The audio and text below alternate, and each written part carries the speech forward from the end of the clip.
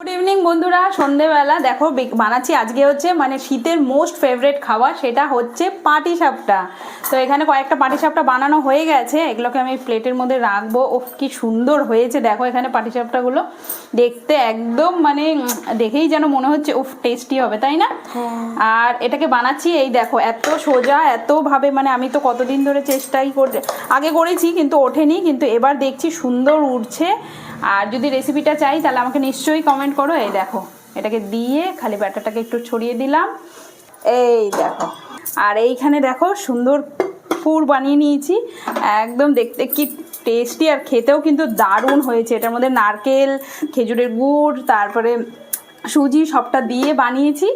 আর এখানটায় এই যে হয়ে গেছে দেখো, এখানে জাস্ট 2 মিনিট করে লাগছে এখানটায় বানাতে।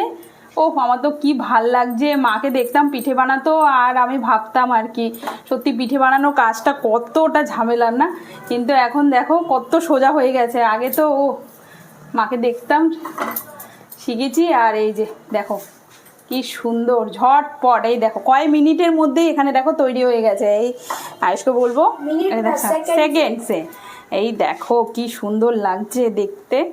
আহা, গরম গরম পাটিসাপটা একদম তৈরি, থালা ভরে বানিয়ে নিয়েছি।